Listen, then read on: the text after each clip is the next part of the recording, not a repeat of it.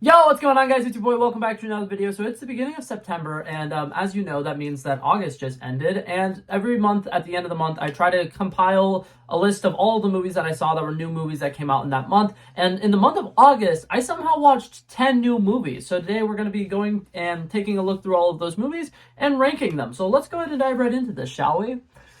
Alrighty, coming in at number 10 for this list, we have The Meg 2. I went and saw this movie out in theaters, and I absolutely regretted it. This movie was very, very boring. A lot of the stuff that you would really like about The Meg 1 is kind of not in this movie at all. I think that none of the people who are acting in this movie do a convincing job of acting. Like, a lot of ridiculous things are happening in this movie, and it is really carried by the fact that none of the actors actually seem to be reacting to some of the batshit crazy things that are happening. I feel really bad to kind of like call out the young actress who's in this movie, but there's a young actress in this movie who is like witnessing the most like traumatizing things, and like they don't even like flinch. They have zero reaction to somebody like literally dying right in front of them. And there's just a lot of moments like that in the movie where it's like absolutely crazy things are happening, but all of the actors who are in the scene have zero reaction to it. And it's kind of a very clear thing that like they had no idea what they were supposed to be reacting to. The VFX team, the director, everybody involved with, making sure the actors knew what was going on did a terrible job. And I think that overall the acting in this movie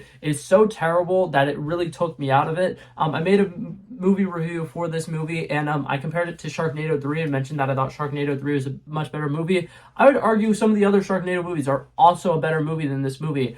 It was pretty bad. Now, coming in at number 9, this one I kind of debated putting on the list, and then I also was like, I don't know if I'm going to put it on the list, but it's Spider-Man Lotus. This was a full-length feature film, a fan film about Spider-Man, and to me, I made a whole video talking about this, so I'm not going to get too far into it. This movie to me just seemed like a really bad idea to have as a full-length movie. The reason I'm including this on this ranking list here is because somebody out there had to script out a 2-hour-long screenplay for this movie, and it is really bad. It's just people talking over and over and over again, which works in movies like Oppenheimer and stuff like that, where they have interesting things to talk about. But in this movie, it's just them talking about grief. There's a random Make-A-Wish kid that Spider-Man spends practically the entire movie with, and Spider-Man himself is like almost never Spider-Man in a 2-hour-long Spider-Man movie. It just felt really weird. It seemed like somebody wanted to tell a story about grief, but had no idea how to make an original story, so they were like, let's just use these random Spider-Man characters. And I think that one of the only redeeming things about this entire movie was this is the first live-action appearance of Shocker, where he actually wears a Shocker costume. And I do think that that looked good, and I think that the Spider-Man costume looked good. But other than that, there's like not really anything memorable about this movie, and it feels like 2 hours of my life I will never get back, because it's really not worth the watch. Coming in at number 8, this movie was not great. This movie, I kind of am on the same page with like Spider-Man Lotus, where I'm like, I kind of regret watching this. This was an hour and a half of my life that I'm never getting back.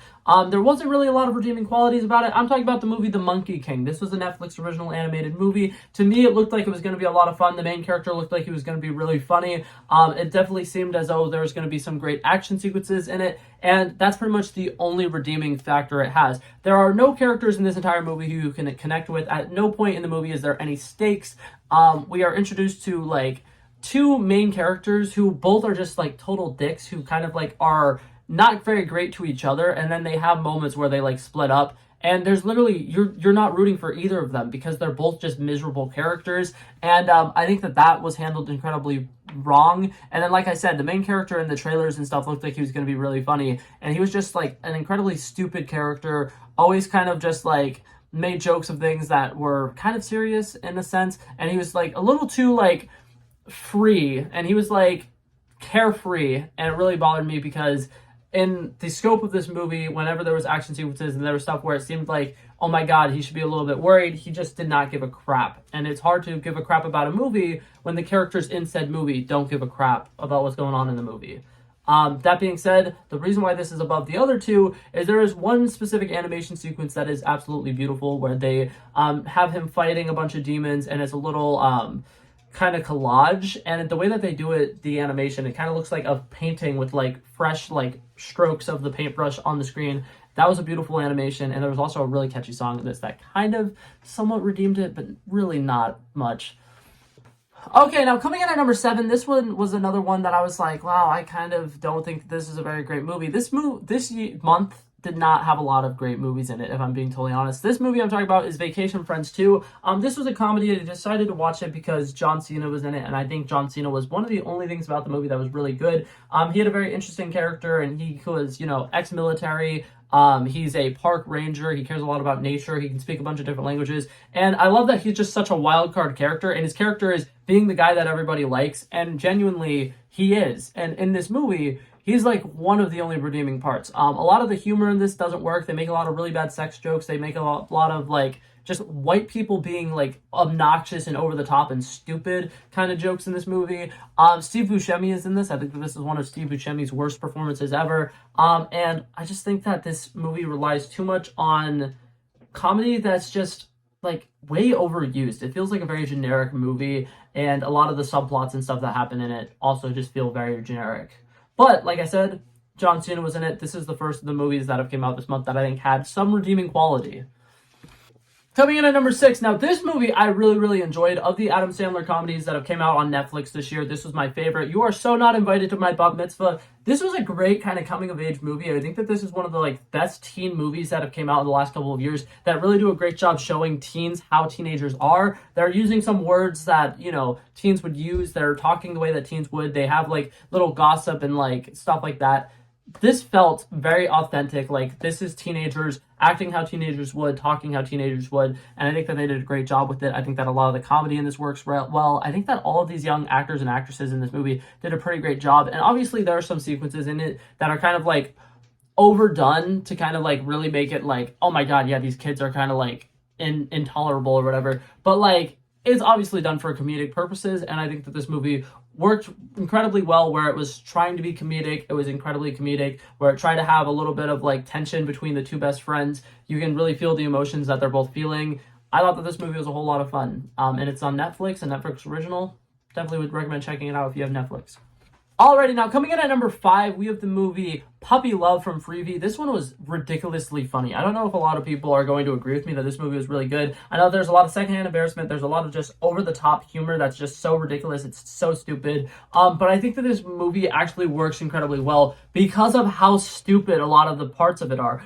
There's this rich snobby guy who just does the stupidest things, and he's this hot guy who's clearly brainless, but he's rich because he invented in some cryptocurrency or something like that. Everything about that is absolutely hilarious. The actual love story between Lucy Hale's character and Grant Gustin's character in the movie worked incredibly well. I think that the overall plot of their dogs accidentally getting each other pregnant and then them becoming grandparents was such a funny thing, and it was overplayed to the point where it was so funny. A lot of times you would see something like this in a comedy and you're just that's stupid. But in this, I think that they played it so well that I was kind of this seems like somebody who's in their mid-20s and doesn't have their shit together would do, and I loved it so much. I thought that it was a whole lot of fun. I think that overall, the way that Grant Gustin's character is somebody who has anxiety and he overcomes his anxiety throughout the movie is portrayed incredibly well. And for something that is Freevee and it was not a really high budget thing, I think that it was a whole lot of fun, and it had really great acting in it, and I thought it was really, really fun. Coming in at number 4, we have a Netflix original action movie, Heart of Stone. This was a Gal Gadot movie that came out this month. If you guys have not seen it, basically, she's a double spy working inside of another spy group, but she's actually part of a bigger Illuminati-esque spy group that is fighting people for good causes or whatever. And she gets what's it called? Kind of betrayed by one of her other teammates who's also a double spy, and it just becomes a crazy spy thriller. I think that it's a whole lot of fun. I think that there's a lot of great chase scenes in this movie. I think that a lot of the action sequences are really cool. There's a fight scene that takes place on a blimp that, once again, really, really cool. Jamie Dormer, the guy from the 50 Shades of Grey movies, is in this, and he is brilliant in it.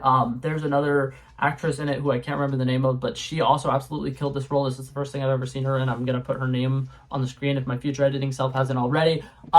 But this movie was a whole lot of fun, and I really, really enjoyed it. I think that it did a great job showing a lot of cool, fun, quirky spy kind of cliches, but making it its own fresh thing. This to me kind of felt like it could be a James Bond-esque thing, but something that's more appropriate for younger audiences in a sense. And at the end of it kind of set up a potential new team of spies. And if this movie got a sequel, I would absolutely love it.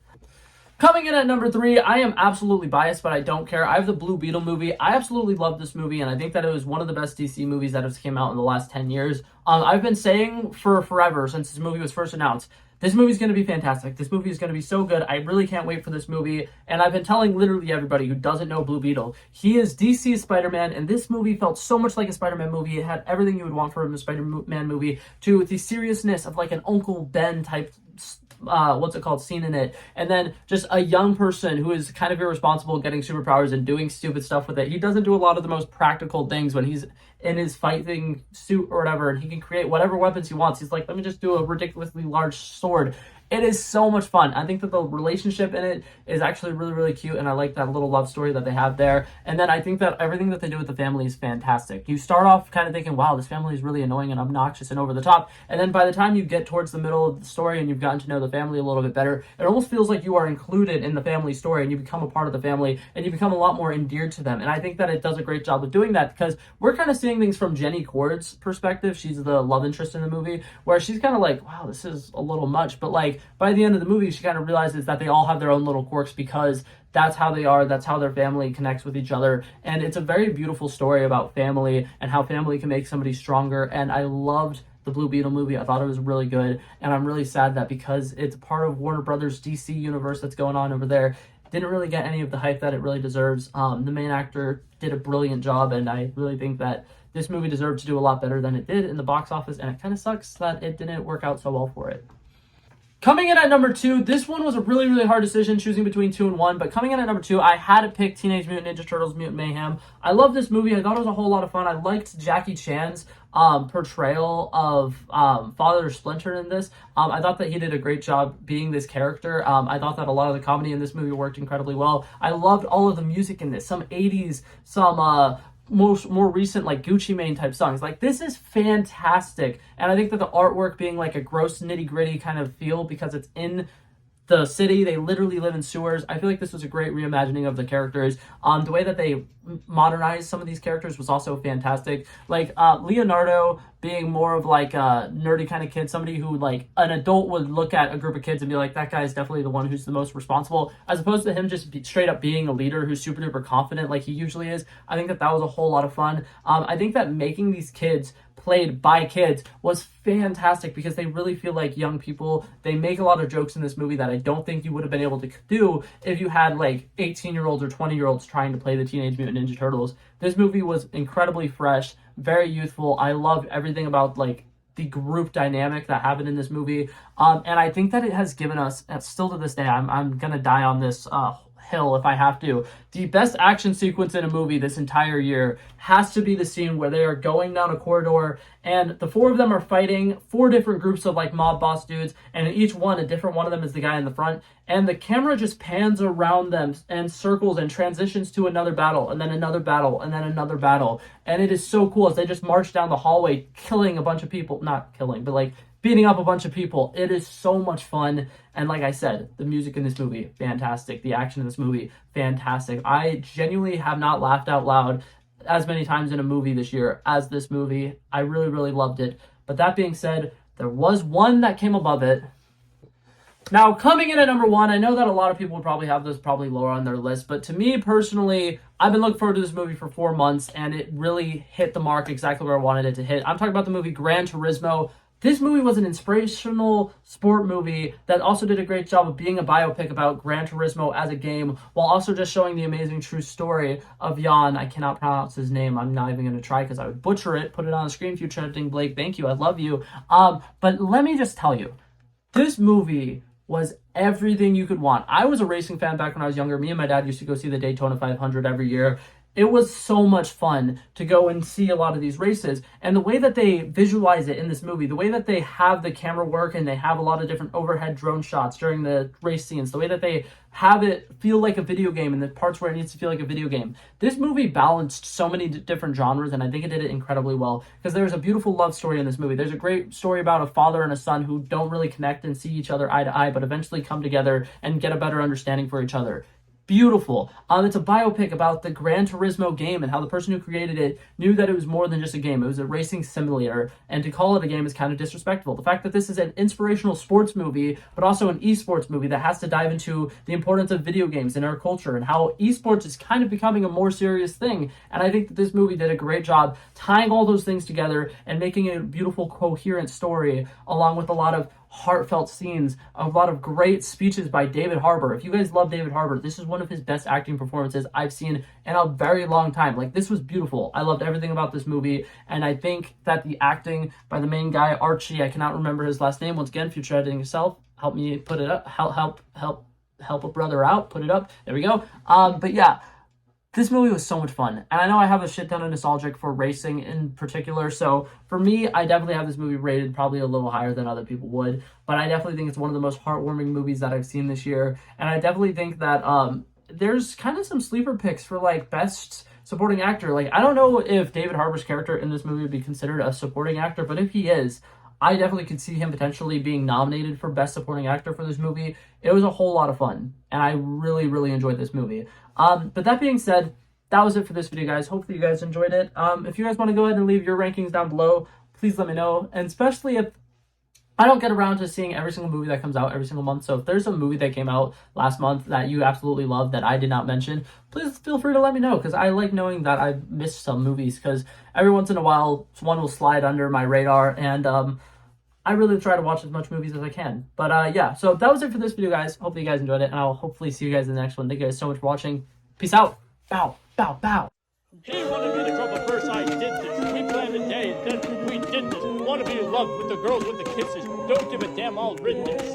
I like this when I run the distance. I run the 5K, you go ballistics. I wanna live within the business. Buy more than what's on the clearances. You're getting big because I know you're a physicist. I wanna deny this shit, I'm unlimited.